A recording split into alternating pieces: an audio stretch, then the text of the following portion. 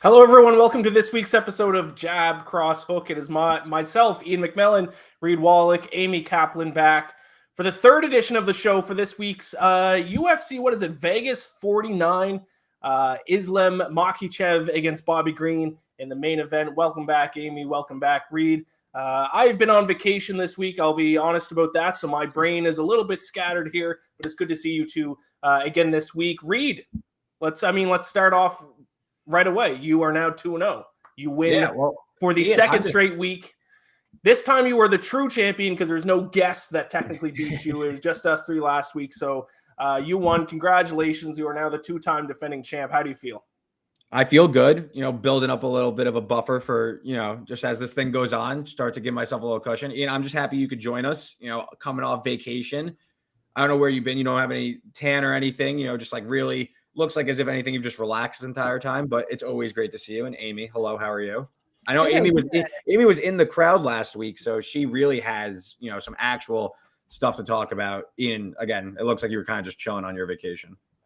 Yeah, we are going to get to that. But yeah, I did the exact opposite of tan. The first 2 days of my vacation, I did not leave my room. And I just played games on my PC for 2 straight days. So my brain is still slowly turning back into an actual human brain because it's been shut off for 48 hours.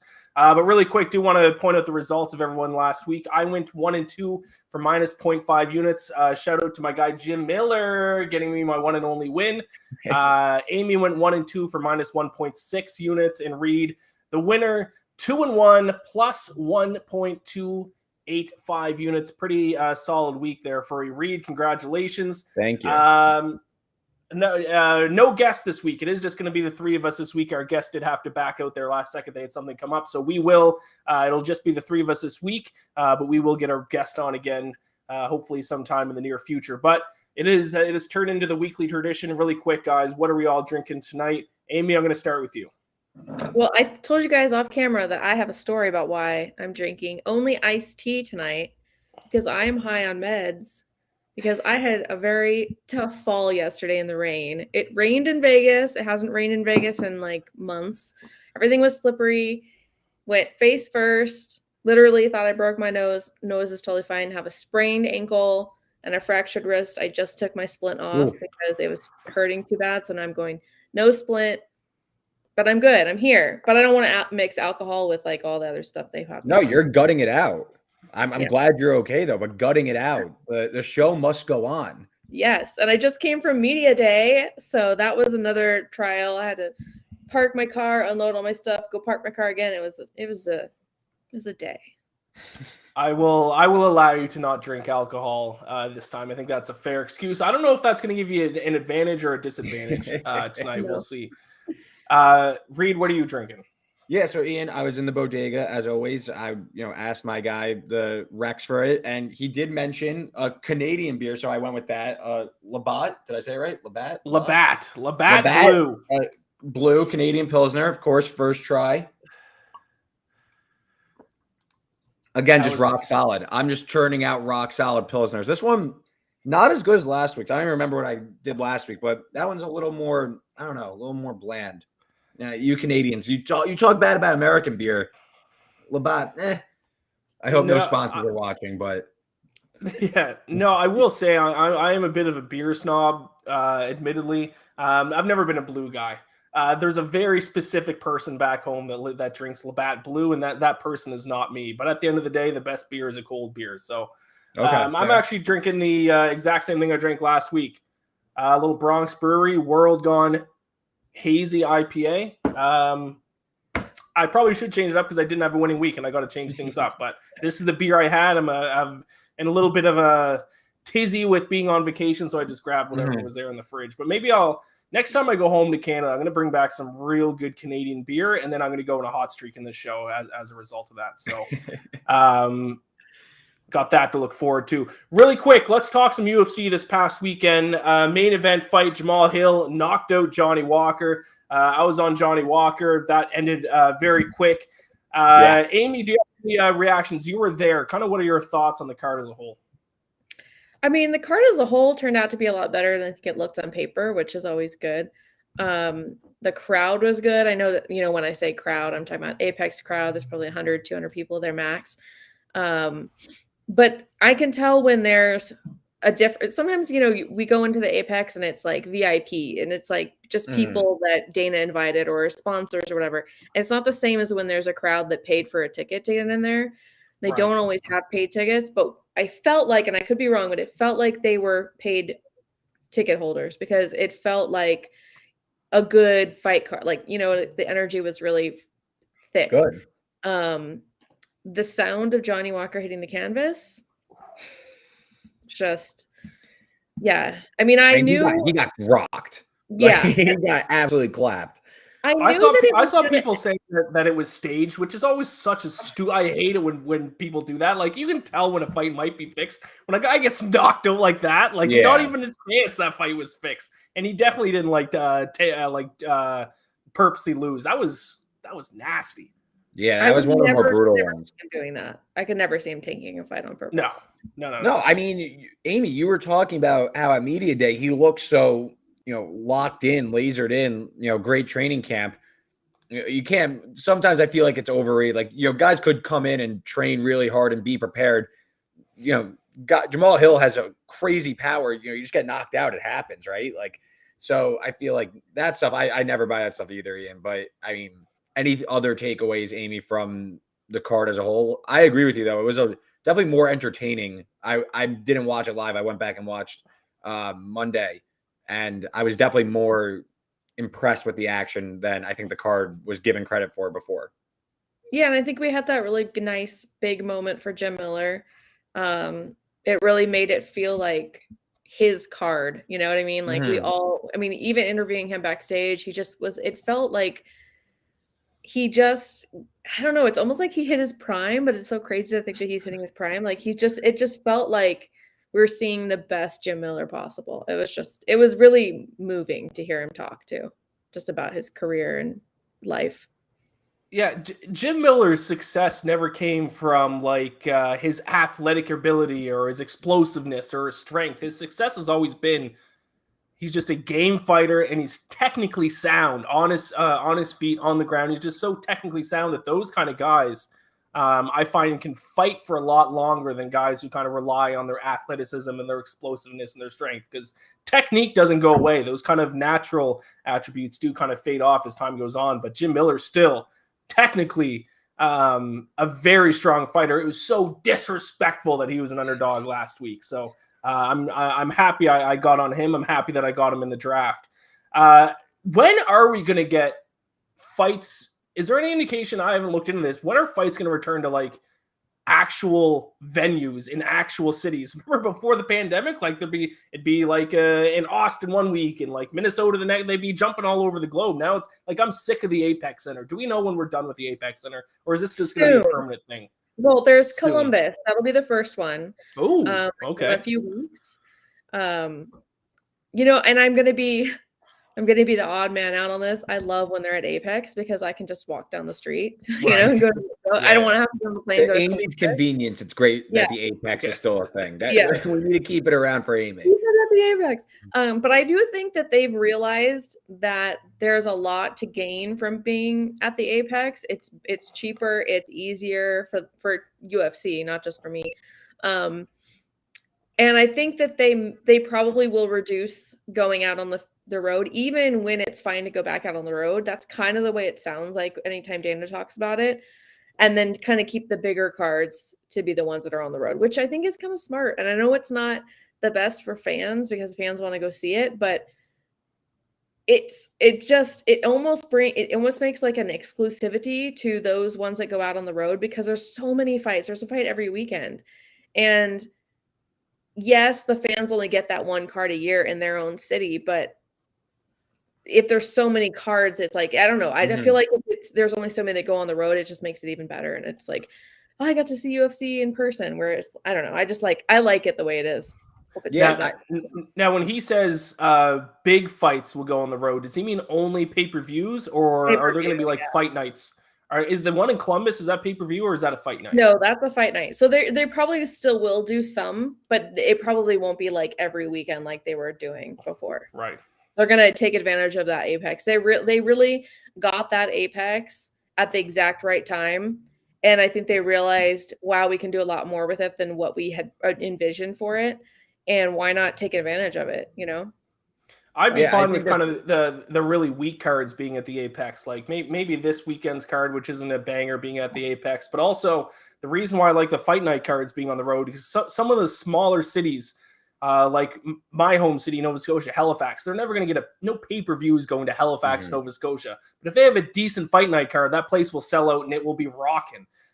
So I do hope they take some kind of fight nights on the road, but it makes sense that kind of the weaker cards would stay at Apex. But Reed, I interrupted you. Go ahead. No, I just think as it seems like the UFC is trying to put out a show every week, it makes it total sense from a business perspective to at least run the Apex every so often, because like Amy said, it is convenient, not just for her, for the business. It is convenient. They could put on a show pretty easily compared to going to Columbus for a fight night card. Of course, the pay-per-views are going to go to bigger venues, but when they're trying to throw together a card, like you said, Ian, I think it makes sense for the Apex to exist. And I honestly kind of like the smaller cage. I feel like it's almost like a home field advantage type thing to certain fighters. It's a cool little twist that they go with the smaller cage, makes it a little bit more favorable for some fighters, more or less favorable for others. So I kind of like that twist at the Apex rather than other places. So moving on, I do want to go back to this past weekend's, specifically the main event, because Johnny Walker, he's a guy who I was very high on. I drafted him last week, a guy I've been high on for his entire career, but now he's 1-4 in his last 5 fights. Is there something wrong with Johnny Walker? Is he just getting handed guys that might be a little bit too above him in terms of skill level? Does he need to go back and kind of rebuild with some lower level competition? What's the issue here? Amy, I'm going to start with you.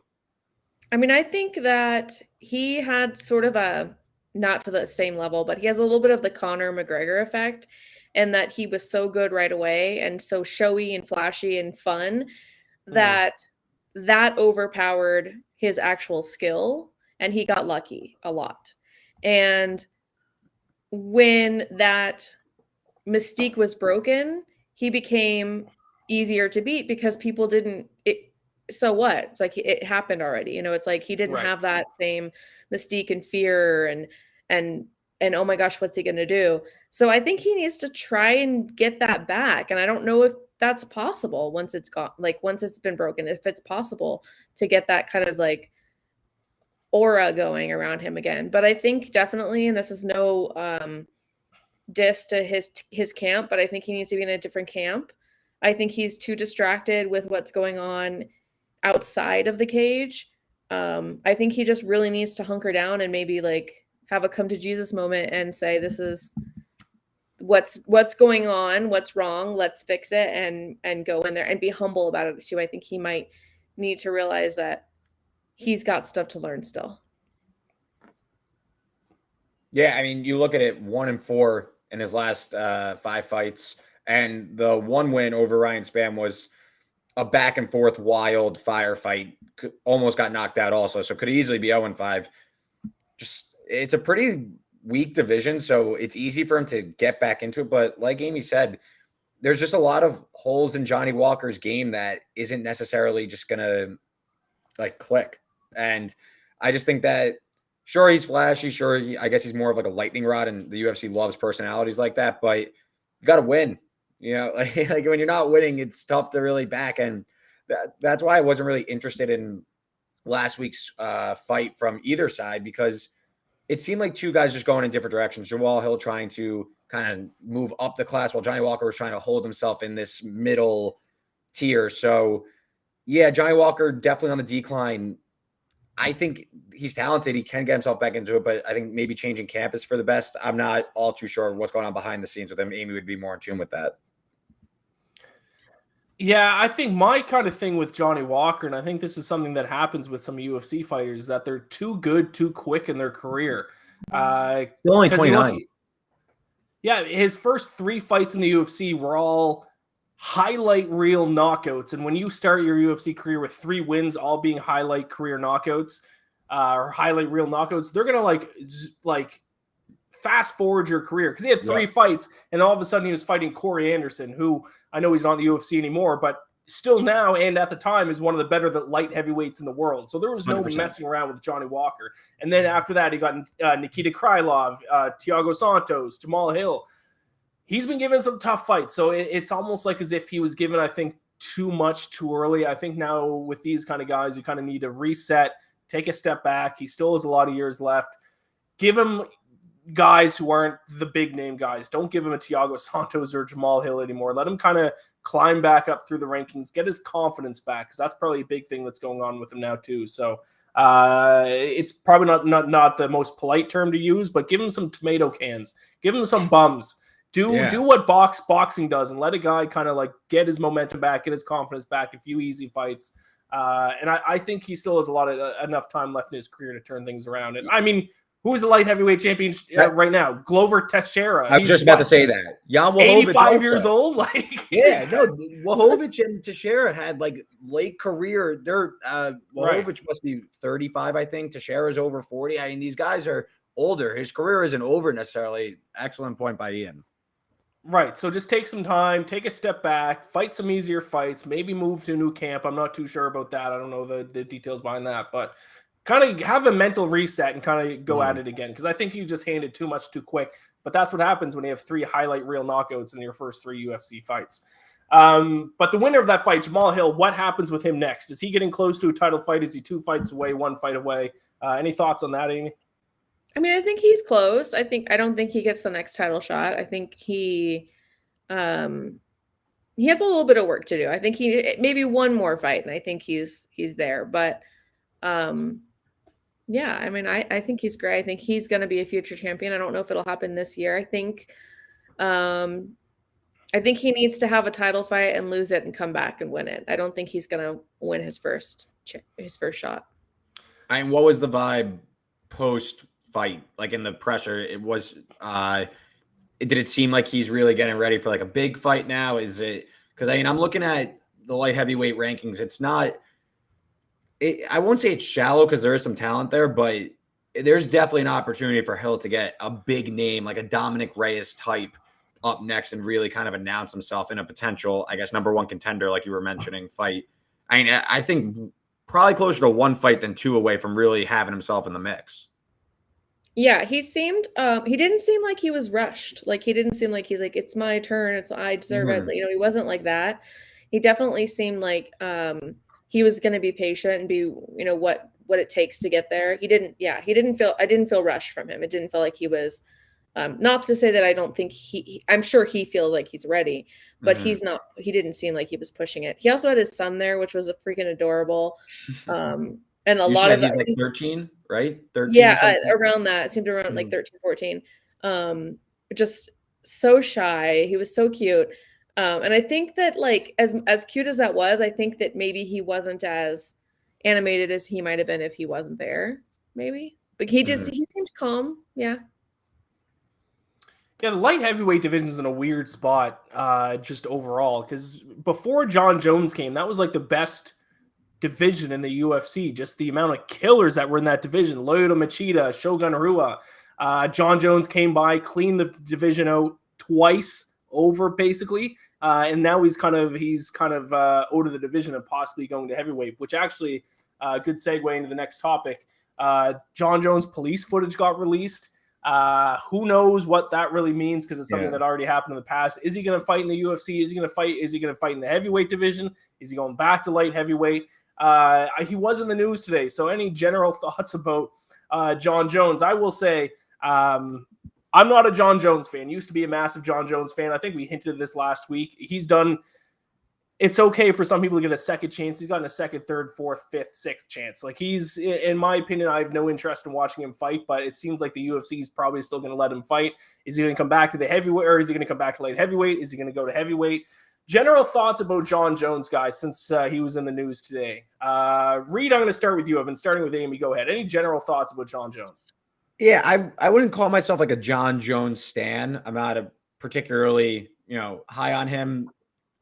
Again, he's been so out of UFC action that I'm just like not really like, to me, this isn't like it's not like he was injured and this is like a comeback story. This is a guy who has like willingly pulled himself out of competition. So this is just another distraction, another newsy thing.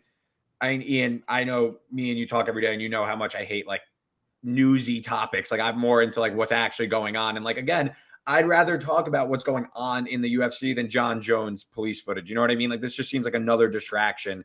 I personally don't really see a need for him anymore. I get he would sell tickets, so it's above me. But if he wants to face Francis Ngannou, sure, I'll bet on Francis Ngannou. But I imagine this isn't going to be addressed like by him being released by the UFC or anything. I imagine the show will go on and he will eventually fight in the heavyweight division. But I just like don't really care for, like everything I'm going to say, like, is like, it like, it's terrible and, whatever. But when it comes to like UFC, I also just don't really care for Jon Jones either at this point. Yeah, I think every antic is going to just lose him more and more fans, and that's going to give him less buying power. I mean, granted, there will be people who will tune in to watch him get knocked out, depending on who it is. Of course. The knocking out. So maybe that's what he's thinking. I don't know. He seems like he's tweeting and deleting a lot. He seems the type to tweet for sympathy and then maybe not get it and delete it when he realizes he's not getting what he wanted. And I don't know. I mean, I think everybody knows my history with Jon Jones, so I will say it politely that I don't care. Well said. I'll be a little bit more harsh. Jon Jones, you're a bum. Moving on, though, because I do want to talk about a fighter who has been kind of out of a little bit in the background, kind of retired, maybe. He was at the fight card this past weekend, though. Habib Nurmagomedov, he was there cage side with Dana White. Amy, you were there. Do you know why Habib was there? Do you have any information you can fill us in on for that? Yes, actually, when I was in Miami for Khabib's fight card last month, I don't even know, I lost track of time, a few weeks ago, he mentioned that he was, so I had asked him about advice, if he wanted, or he had sought some advice from Dana White, and he said no, he didn't need any advice, he was going to learn all on his own. Then I went back to Vegas, asked Dana, has Khabib reached out to you? Would you give him advice? And Dana said he would let him learn the hard way, kind of like a jab at him, like, you think you know what you're doing? I'll let you do what you're doing. So I went back to the fights, asked him after the fight card. I said, what was the hardest part of being a promoter? Because you seemed like you were pretty confident. And he said, everything. I need Dana's help. I'm going to go fly out to Vegas. We're going to have a meeting. I'm going to be humble and ask him for advice. So that's what he was there for. That was like a full circle from beginning to end. Yeah. So that's what he was there for, meeting with Dana, talking about advice for Eagle FC. And totally off topic, but Eagle FC is amazing. Their first card was great. The pacing was great. I can't wait for their next card. It was a really good product. So if he gets advice from Dana after that and makes it even better, I don't know. I'm just shocked Dana was, so interested. I know him and Khabib, they have like a good relationship by all accounts, but I'm just shocked he was so like willing to, I guess, mentor him, and like a potential competitor. Maybe he doesn't even see him as that. Yeah, I don't think he sees him as a competitor. Yeah. I think basically I think part of it is because of the fights Khabib's putting on now are former UFC fighters. So he's sort of getting the tail end or the beginning stages. So it's sort of like a retirement /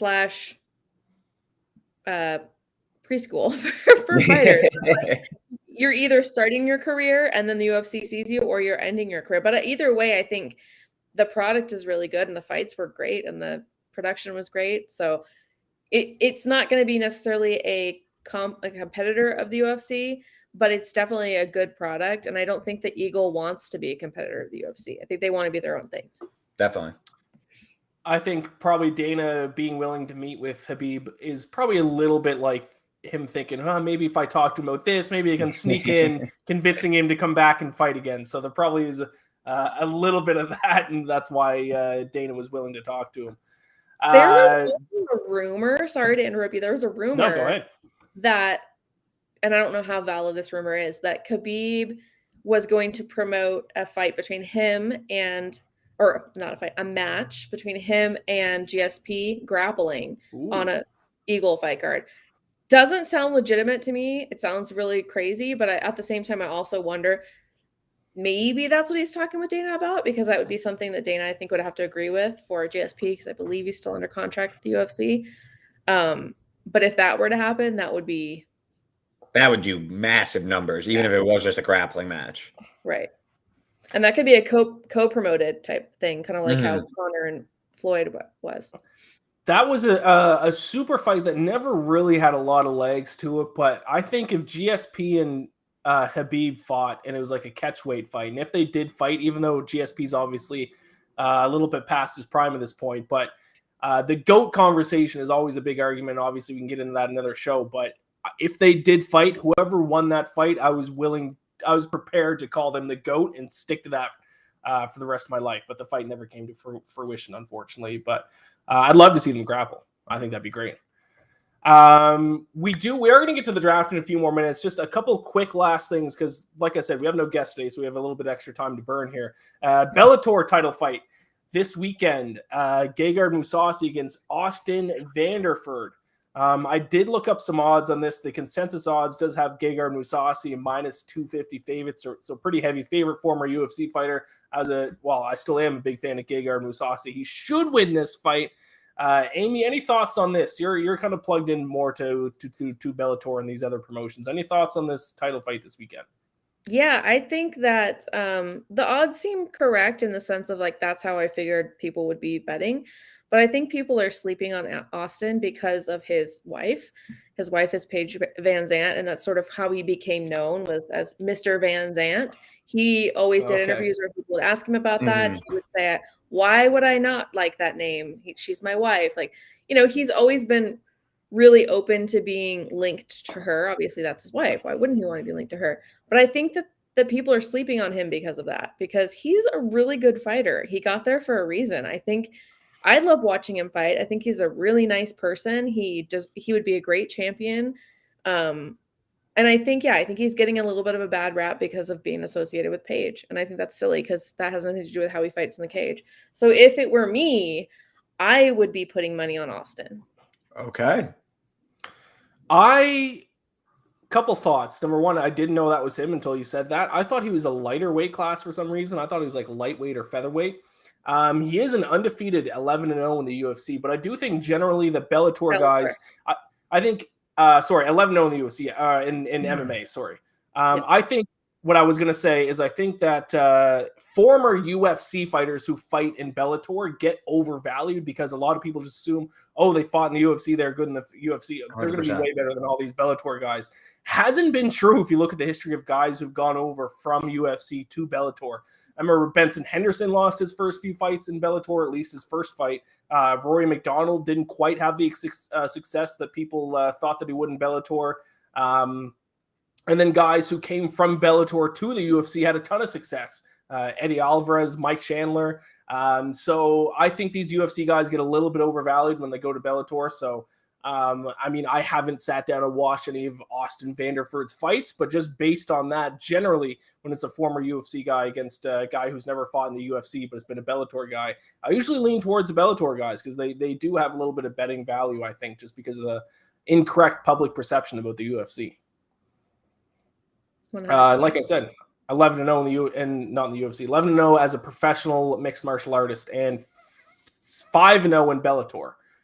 His last win came against Fabian Edwards back in May of last year. Last topic here, Triller just bought out bare knuckle fighting. Any general thoughts on this whatsoever before we get in the draft? I've watched highlights of the bare knuckle boxing, their last card. I think this past weekend, Chad Mendes knocked a guy out. Yeah, but I'm not too familiar with the promotion. Any thoughts on this at all? Is bare knuckle boxing going to be a big thing now that Triller has bought it? I feel like if we had somebody that could cue up circus music right now, that would be the best. Yeah. Time to play it. Right. I think it's just going to be bananas. Like I was talking to our boxing writer, and we were comparing the two promotions a few days ago before we knew they were buying each other out, and it was just super weird that we're like, like 3 days later, it's like when Google gives you an ad for something you were talking about. Right. That's what it felt like. This is what Mike Perry was in. Sorry, I didn't mean to interrupt you, Amy. That's what Mike Perry did this past weekend, right? Yes. Also? Yes. And speaking of Paige Van Zant, yeah. I mean, it could be good for bare knuckle in the sense of maybe they'll get a little bit more. The show will be a little bit more. I don't know if fun's the right word, but like there might be a little bit more oomph to their show. I don't really watch it, to be honest. I don't know. There's so much fighting to watch as it is. It's like if I have a free night where I'm not already watching MMA, if it's on and there's an MMA fight, I'm not going to watch it. And then if there's no MMA fight, I don't want to be watching fights. I want to just like watch Survivor. Yeah. So, no, getting Survivor. Are you still hold on? Are you still watching Survivor? Okay, so my son and I just season 132 of Survivor. Let's go. I know many people who watch Survivor. Survivor is still very popular. I watched Survivor, I watched OG Survivor back in the day, but every time I see that it's still on, I'm shocked. Like I was like a child when I was watching like the first few seasons of Survivor. We stumbled across a season on Netflix and got hooked, and now we're like bouncing. We have like a list that's in order of the best seasons, so we're bouncing around and watching them all in order. Addicted. I'm like as soon as this is over, I'm going to turn it back on. Oh, so you were late to the Survivor game? Yeah, I just started watching like 3 weeks ago, maybe. Oh, so that makes sense. So but like I know many people that have watched for like years and like are still like swear by it. Yeah. Shout out my buddy Josh Daniels, who watched like I think from the first couple seasons, and he still watches it now. So like live, he watched live on TV. Yeah. Wow. Good for Josh. Crazy. Wild. Shout out Josh Daniels. All right. Are you two ready to draft? I am, of course, ready to draft. Amy, we got to beat Reed. We cannot let Reed two-time title on the line. I'm so nervous for this week. I am too. I didn't have. Yeah, I'm still vacation brain, so maybe it'll actually help because I've had 2 losing weeks in a row. So for those of you who are new, this is how we give it our picks here. A little snake draft format. So we are each gonna have. Or did we decide? Are we doing main card as well in the first round? I think we are. I think we're just going to do the whole card this one. Okay, yeah, so the whole card is available at any point. 3 rounds. It is snake draft. So whoever picks first, it'll go 1, 2, 3, and then 3, 2, 1, 1, 2, 3. It is based on risking 1 unit. So you risk 1 unit on each fighter, whatever their odds are to win this week. All odds that we refer to are via WinBet Sportsbook. And then whoever comes out with the best record and is up the most units after the fight card wins. So Reed is now 2-0 in these fight bet drafts. And the winner gets to choose the draft order the following week. So Reed, last week you wanted to stick to the same order. Are you sticking to the same order again, or what are you doing? Yeah, I'm going to stick to the same order. No need to change it up. So it will be myself, Amy, and then Ian. You'll get picks 3 and 4 and then back around the other way. So I'm just pulling up the odds so I make sure I'm speaking, live. But with my first pick, I am going to go with. So let me start with some strategy. Okay. I think that this card is really tricky. I think that I have like my wish list, like my draft board on my piece of paper right here. A lot of dogs, a lot of underdogs, a few favorites. I'm not necessarily confident in. I wouldn't say I'm overly confident in any of my underdogs. I'm just trying to look for some betting value, which takes me to pick number 1, which is Ramona Pascual. I believe I said that right. She's a plus 170 underdog against Josina Nunez. So it's Pascual's debut. It's Pascual's debut against Nunez. This is why I'm taking her. Nunez is actually moving up on short notice to featherweight, if I'm not mistaken. And she has a ton of power, but she also pushes such a heavy pace that if Pascual is able, as the bigger fighter at the heavier weight class, if she's able to withstand some early action from Nunez, who got a crazy first-round knockout, I think Pascual is going to be able to take over in the later rounds. It's not the best pick for a round 1. I know round 1 you're trying to get like slam dunk. We want this, but I like this at plus 170 because I'm pretty confident in it. And I also... Yeah, I just think he really hates your pick. He's just stormed out. Neither fighter has really fought any competition. So again, plus 170, I'll take a shot on the underdog here at the correct weight class. So give me Ramona Pascual plus 170 round 1. Let's see if we can keep the heater going. Yeah, that pick disgusted me so much I had to leave for a second. I had to catch my breath.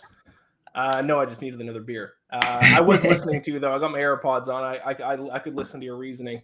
I have thoughts on that, but I'm gonna hold them for now. Amy, do you have any thoughts on that pick?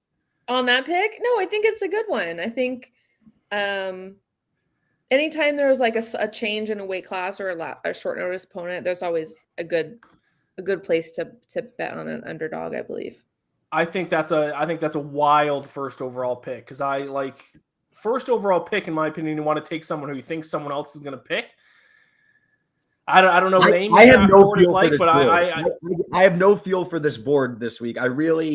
I'm not sure where, especially because the main event is so lopsided, and I'm sure we're going to talk about that at some point. But because they're such a heavy favorite there and such a heavy underdog, I'm not really sure where there's going to be some popularity or anything. So I just wanted to go with what I was feeling. But ultimately, I have no feel this week. All right. I like it. Amy, you're up. Pick second overall pick. Before I pick, can you update me? I want to make sure I have the current odds. What are the odds for McKinney and Ziam? I don't know. So Terrence McKinney is plus 105, small underdog. And don't do this to me, Amy. Ziam is minus 125. I'm doing it to you. Don't do it to me, Amy. Well, I wonder who you're going to take because I think that this is a real. Obviously, the odds are there, but I think I thought this was going to be 1-1. I thought this was going to be the first overall pick, and this is why I'm upset that I'm picking third because I know which way Amy's going. Go ahead, Amy. Do Terrence it. McKinney, stab me in the heart. Terrence McKinney. I think it's so stupid not to bet on Terrence McKinney, especially when he's the underdog. He's so good. So good. It's just silly. That's this fight's been backed up a little bit, right? I think this fight's been pushed back a little bit. But McKinney's last fight was when he knocked out Matt Frevola, right? Yes, I think so. Okay. Yeah, so this is who I thought was going to be the first overall pick because it just seems so obvious to me because the snake draft format kind of favors underdogs. It's kind of a good idea to at least mix in a couple underdogs. He's easily the best underdog on the board, in my opinion. 4 straight first-round finishes. His only fight in the UFC, his first fight in the UFC was a 7-second knockout. Perez Ziam. Who knows? I don't know. Also newcomer to the UFC. He's had 2 fights. I think they were both by decision. I think they're both wins. I think both by decision. At least one of them were. So 2 guys very early in their UFC careers too. This is I don't want to say underrated, but sneaky the fight that I'm kind of looking forward to most in terms of storyline because both of these fighters could be contenders in a couple of years, and this is like one of those times where like 2 contenders are meeting each other like very early in their careers. Kind of like remember when Max Holloway fought Conor McGregor like way early in the 2 of their careers? Maybe not to that extent because we're talking about 2 like all-time champions. But I think this is a sneaky fight between 2 guys who like in 5 years' time we're going to be like, whoa, remember when these 2 guys fought like in their second and third fight in the UFC? So I was going to go Terrence McKinney. If I picked first overall, he was going to be my pick. I think it's a good pick, Amy. I think he's the best underdog on the board. And I'm so shocked that they're so far down the card. Like. I could especially understand on this card. Yeah, like I mean, main card for sure on this card, but I could see where maybe they'd put them on the feature prelim, but they're not even the feature prelim. Yeah, it's crazy. It's crazy. It's insane. It's crazy. Okay, that makes my next 2 picks a little bit easier then. I am going to start off with Misha Sirkanov. My board. Sirkanov. He was on my board. Minus 120 against Wellington Turman. First of all, how is Wellington Turman not a golfer? I don't know if I've ever heard a guy who sounds more like a golfer before in my life. Wellington Turman. He sounds English. I think he's like Brazilian. Yeah, he sounds. I think he's Brazilian, but he sounds like an English diplomat in like the 1900s. Like he was right in the board. He was in the discussion with like Winston Churchill. Like I don't want to chirp this guy's name too much, but yeah, he definitely sounds English. Do it. I was definitely just talking to him right now. I sent him a picture of us talking. And I said, I'm on a live show right now, just to Wellington right now. So he sounds like he should be in British Parliament or like a PGA Tour. Yeah, there we go. He's in the Parliament. English. And today we have Harris English golfing against Wellington Turman. I thought he was, because Reed, I think when we did our Yeah. kind of our rough draft there like a month or so ago, month and a half, I think he was on that card and we talked about him. But I'm going to take Misha Sirkanov, I believe -120 are his odds, slight favorite here. I think he's being undervalued because of his recent record, 2-5 in his last 7 fights, but he's been fighting the best guys in the division: Glover, Ozdemir, Johnny Walker. I think this is a big step up in competition for Turman. I think this is kind of a get-right fight for Sirkanov. This is the kind of fight that Johnny Walker needs to have, in my opinion. Just a little bit of an easier guy. He's been going through the gauntlet lately. Give him a little bit of a tune-up to kind of get his confidence back. So I'm going Misha Sirkanov -120 for my first overall pick. And because the snake draft is back to me. So while you're looking in, I have a question, Amy, because Sirkanov in his last fight was, if I'm not mistaken, his first at middleweight, correct? I think this one is his first at middleweight. Maybe I could be wrong about that. Cutting down, I don't know if he spoke at media day, but did he mention anything about the weight cut and, getting down to the smaller weight class? I will get to that. Okay. Because this was one I was actually looking at taking Sirkanov as my first pick, and the change in weight class is what ended up keeping me off of it, because I wasn't sure how that would go. This is his second fight in middleweight. Okay. He lost via split decision to Krzysztof Jotko in his middleweight debut. So I'm curious how this will go for him, because I lean towards him as well, but I want to see him on Friday morning before I place a bet or anything. Also, shout out Misha, fellow Canadian, resides in Toronto. Originally born in Latvia, but is Canadian as well. So shout out my fellow Canadian. I will back him with my first pick. My second pick, going to go with an underdog here. Going to go on the main card. Going to go Armen Petrosyan. There's two also Armens on my on the board. main card. I'm taking the one who's the underdog, the +140 underdog, Armen Petrosyan against Gregory Rodriguez. UFC debut, but he did look fantastic in his Dana White Contender Series fight. He got a knockout, I think, by like spinning hook kick or something like that. Some crazy knockout. He has 6 wins as a professional. All 6 are by knockouts. It is his UFC debut, which makes me a little nervous, and he only has 6 professional fights. Seems like might be a little bit early to get into a UFC career. Usually I like to see guys reach double-digit fights before they reach the UFC. But 6 wins, 6 knockouts, look fantastic in Dana White Contender Series fight. I'll take him as a +140 underdog. Smaller cage is going to help these knockout artists, and I'll hope for the best. So Armen Petrosyan, +140. Any opinions on that? I agree. That was one of my other picks. Probably should have been my first pick, but like you said, the concerns are pretty clear there. But we'll see. I like the pick, though. All right. If no additional thoughts, Amy, your second pick. Okay, so my second pick is Wellington. Here we go. Ooh, going head to head. I like when we get Amy's insight and going against us, because she's actually there, so she has more insight than we do. I enjoy it, even if it's against me. I feel like she holds back relevant information until the draft.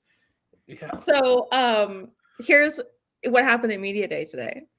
Let me get my book. Yeah, get your tea. Just let me get ready to play the bet. Misha did not show up. Nobody knew where he was for 2 hours. So when a fighter goes missing, especially a fighter who's cutting a lot of weight, makes me think they're already cutting weight, which makes me think it's not good. It's not good to be putting that far out. It's not good. Also, you mentioned that Misha's former opponent was Glover Teixeira. Glover Teixeira is Wellington's coach.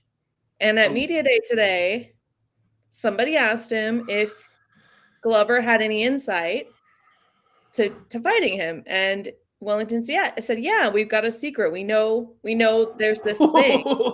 And then Glover goes, no. Misha's tipping pitches out there. Yeah, he goes, no. Starts waving his hand to Wellington, and Wellington goes. So I think people are underestimating Wellington. I think his last fight, he didn't look great because of the eye pokes.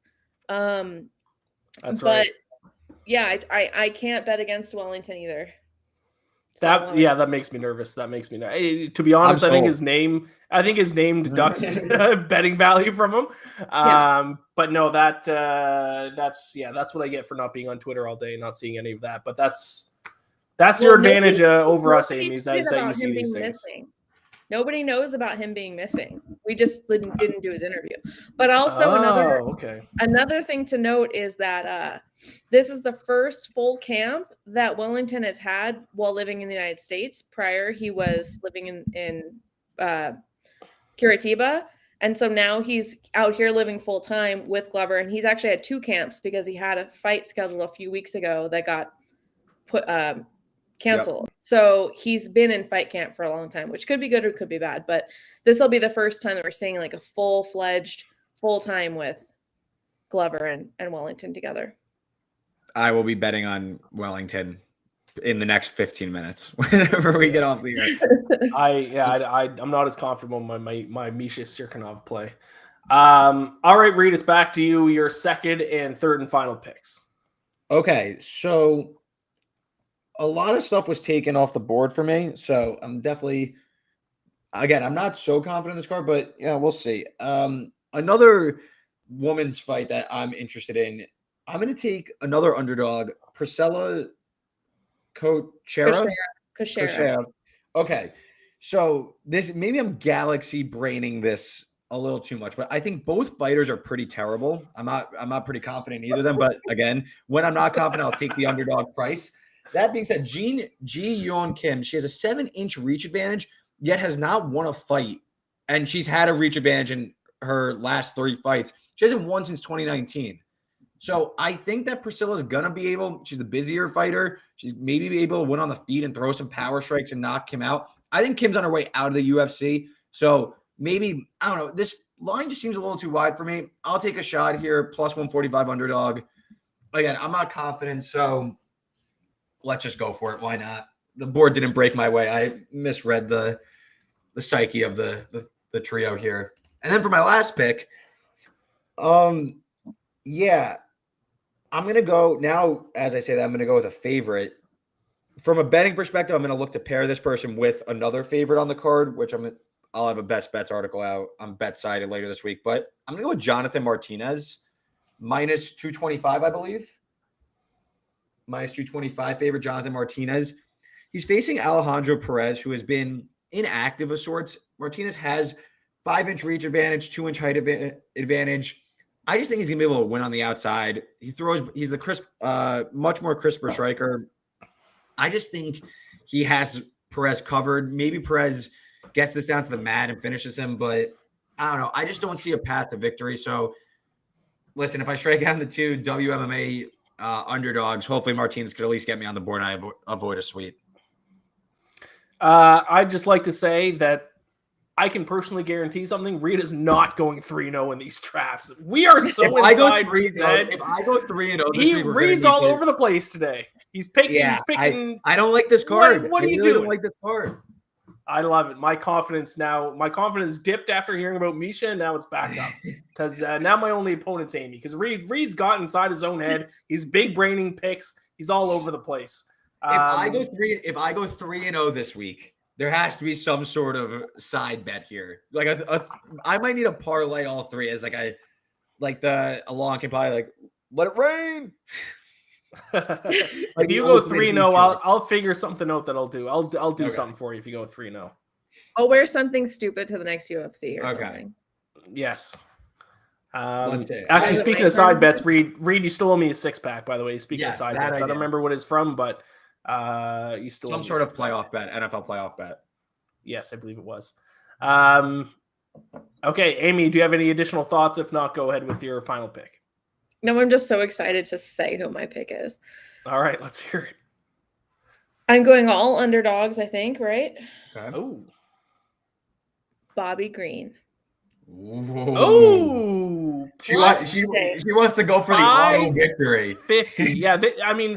Yeah, if you take Bobby Green plus 550, no matter what happens between mine and Reed's picks, if he wins, he wins the draft. I will win forever. You're up for 2 weeks. Yeah. Big underdog. Yeah, so obviously I like the underdogs, but I think that this card smells like an upset. Like I just feel it. I kind of know what you're saying. I feel that. I know what you're saying. Maybe not this card, but I get the general aura of the card. Like there needs to be an ups. Like there's got to be something on this card that everyone's going to go, "Oh my God, we slept on this card." And I feel like that's what it's going to be. And I think part of, him today at media day, he felt a lot like how Jamal did last week, in the sense of he was saying, everyone's sleeping on me. I've been here this whole time. I've been doing this whole time. Why does everybody doubt me? And I just sort of got like this like deja vu, like he's going to pull off a performance like that. And it's just going to be, I don't know. I think I just feel it. I feel it. All my picks are from my heart for sure. But I just feel like there's just something about, like, even when I'm like interviewing the fighters, I don't really pay attention to the odds and stuff. And like, obviously I know that Makhachev is like, well, and he's got Habib in his corner and all this, but like, so what? It's MMA. Anything can happen. And I felt like when he walked in, I felt like this was his card, not Islam's card. He was owning it. I will say strong card for Amy. Really strong draft out of Amy. I'm really proud. I will say a couple things about that pick. People do forget Makhachev is not undefeated in the UFC. It was a while ago. We got to go back to October 2015, but he lost via knockout to Adriano Martins, which, if you haven't heard that name, I wouldn't be completely shocked. So, I mean, he lost by knockout to him. That was, 6-7 years ago, but he's not invincible. My main concern, obviously, in that fight, and it's obviously the narrative going in, is he should just be able to take Bobby Green down. Now, Bobby Green has a takedown defense of 72%. I just looked it up, which is a solid takedown defense.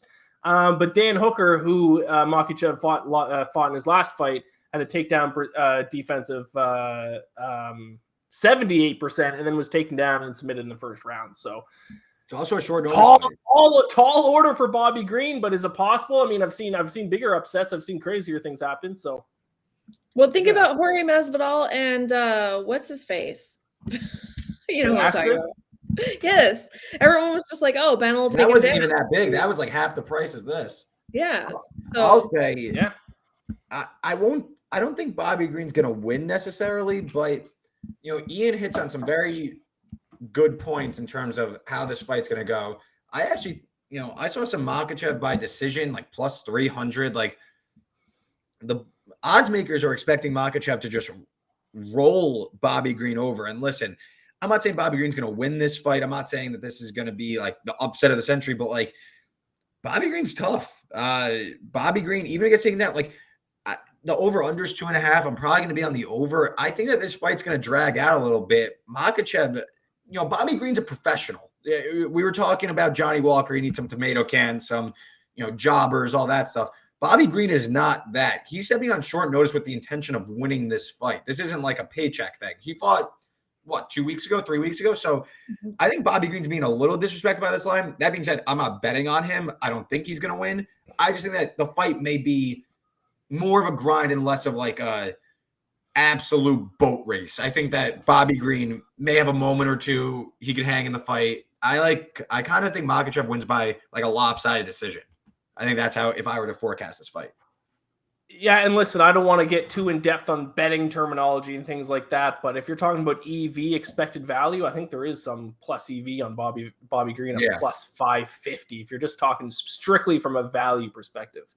But yeah, aggressive strategy, Amy. Bobby Green wins, you win the draft, just like that. No matter what the outcome of any other fight on the card is, Bobby Green wins, you win the draft. All right, I'm going to wrap things up here with my final pick.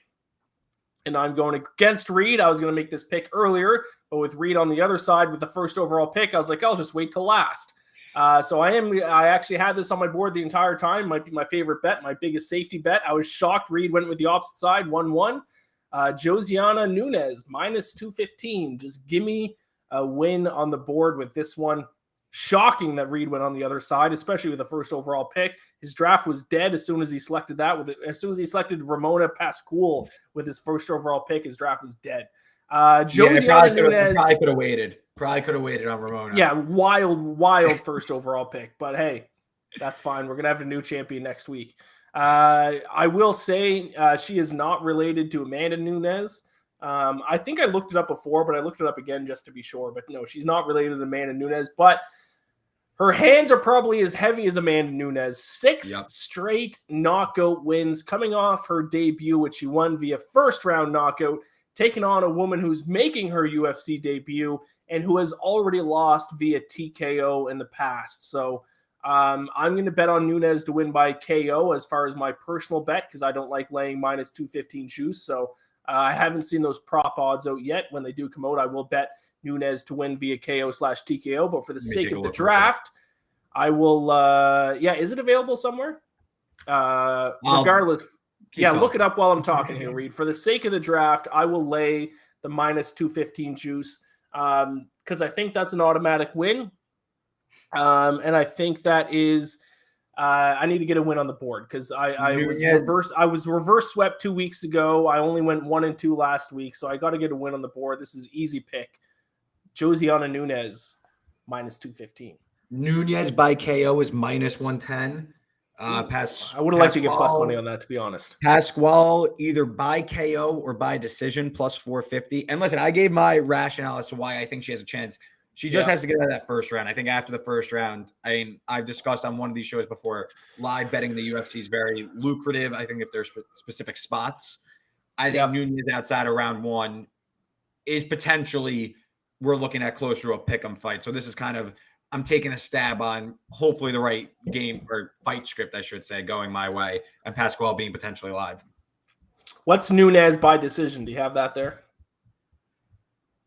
Plus 500. I might have to sprinkle on that.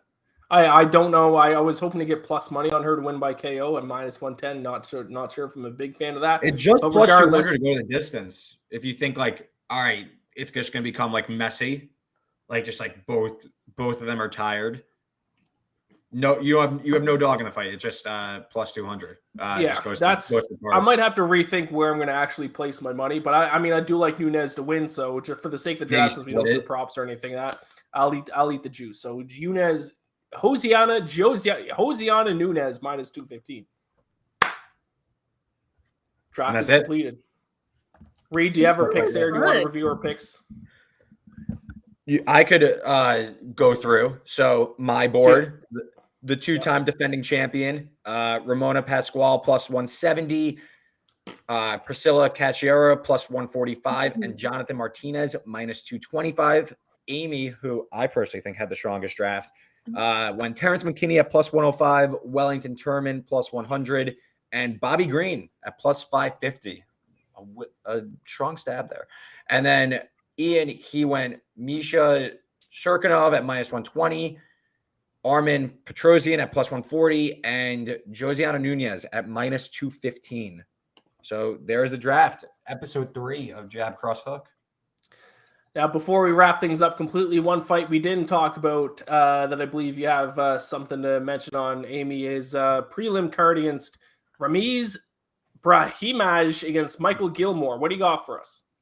Yeah, so I spoke to Michael Gilmore. Some of you guys might recognize him from The Ultimate Fighter. He's had a little tough career. He hasn't been like this skyrocketing win, all these crazy wins in a row. He tends to go win, loss, win, loss, win, loss, which means he's due for a win.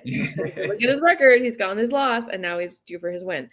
And I spoke to him. I think he's ready. I think he's feeling good. And here's what he had to say about placing a bet on him. You should bet on me, especially including me in a parlay, because I'm a big underdog this week, even bigger than I was last week with the opponent change. I believe it's because his wins are by submissions and I have losses by submission. So adding me to your parlay is going to be a big boost to your odds. It's going to maximize your profit. And I'm walking out of there with my hand raised. So I put in the work this camp. And it didn't matter the opponent. I'm coming in there with the singular focus of getting my hand raised and getting that UFC win and starting a win streak. And so, bet on me while I'm the underdog so you can make money. I'm betting on myself. And that's why you should bet on me this weekend. He's just so sweet. Yeah, and I like Plus his 270. I like his gambling perspective there. He really, because sometimes it's as simple as that with UFC. One guy gets a lot of submissions. This guy's been submitted before. Let's just take the other guy. He's screwed. So I like his reverse engineering of why he's a big underdog. Yeah. And I think too, he mentioned something that I thought was kind of interesting was that he personally doesn't like to bet on female fights because female fights tend to be the harder ones to predict. And I just thought that was kind of cool. Like that perspective of from a fighter to not want to be able to not want to bet on the female fights because they are so much harder to predict because of the skill set. He said that it's not as wide of a margin. The women are all kind of similar skill set. So it's like you get these women and it's just harder to predict, which I thought was kind of cool. Looks like Reed's draft's got a boost from Mr. Gilmore. I wonder if we did a deep dive on how favorites did between men and women fights. I wonder how big of a difference it'd be. Something interesting that we might look into here in the coming weeks. Yeah. Interesting that he said to add him in a parlay. I don't normally parlay fighters that are plus 270. Usually I do parlays with big favorites. That's usually when you do parlay. So for him to say parlay him with something else, I don't know. We'll see about that. The fighter last week who told us to bet on him, I believe he lost, didn't he? Yeah. He lasted. It was close though, wasn't it? No. It wasn't close. I thought he won a round. Okay. I mean, I'd have to look at the scorecards, but yeah, he lost the fight for sure. But he lasted the 3 rounds. He was tough. He definitely gained some fans, and I think that was really, really good experience for him. It was a short notice fight too, so. Michael Gilmore plus 270 was our feature fighter here. So best of luck to him this weekend. And out of respect for the show, I will be sprinkling on him. Am I going to add him in a parlay? I'll be honest, Michael, probably not. But I will, out of respect, I will bet on you a plus 270. Best of luck with your fight this weekend. Any final thoughts here? I got to go catch an Elton John concert that I'm late to. So any final thoughts from you two? Are you being serious or are you being sarcastic? Because that's cool. Yeah, that'd be right. Yeah, I'm going to go see Elton. My girlfriend is taking me to Elton John. I don't know any Elton John songs, but I'm going to go see him and check him out. He's a legend. Go see some Elton John. Yeah, that's cool. We'll recap the card next week with me probably coming out on top somehow. But no, go see some Elton John. I'm cheering for myself or Amy because we can't let Reed do a three-peat. So yes. The head gets bigger. Yeah. You win a couple more of these in a row, we're not gonna be able to fit your face on the screen.